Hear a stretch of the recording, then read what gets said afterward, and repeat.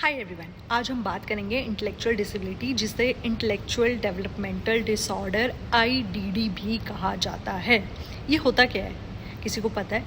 नहीं पता? कोई बात नहीं, मैं बताती हूँ। ये एक न्यूरो डेवलपमेंटल डिसऑर्डर है जिसमें किसी पर्सन की लर्निंग, रीजनिंग, प्रॉब्लम सॉल्विंग और डेली लाइफ स्किल्स एज के हिसाब से एक्सपेक्टेड लेवल से कम डेवलप होती है।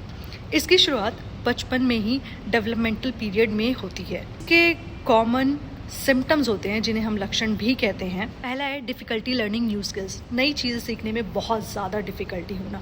Problems with reasoning and problem solving और लॉजिकल थिंकिंग में दिक्कत हो जाना।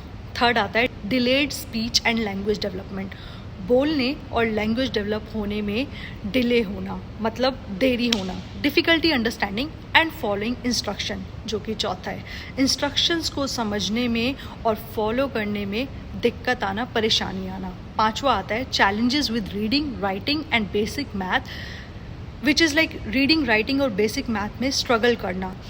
Difficulty with daily living skills, dressing, brushing, खाना खाने में प्रॉब्लम, पर्सनल हाइजीन को मेंटेन करने में प्रॉब्लम और इन सब चीज़ों के लिए सपोर्ट लेना। Difficulty with social interaction and communication, मतलब कि दूसरों के साथ इंटरेक्ट करने, कम्युनिकेट करने में डिफ़िकल्टी होना। Difficulty making age appropriate decisions, जिसका मतलब है अपनी एज के हिसाब से इंडिपेंडेंट डिसीजंस लेने में दिक्कत होना। Poor memory and attention, which means memory और अटेंशन मेंटेन करने में लोगों को परेशानी आ सकती है।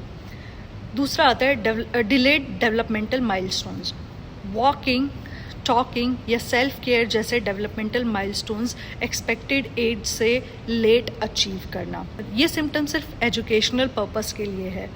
इनमें से कुछ सिम्टम्स होने का मतलब ये नहीं है कि किसी भी पर्सन को इंटेलेक्चुअल डिसेबिलिटी है या फिर IDD है। इसका प्रॉपर डायग्नोसिस सिर्फ एक क्वालिफाइड मेंटल हेल्थ प्रोफेशनल ही कर सकते हैं। If you are feeling like that, please seek a help. Follow for the next disorder in this series.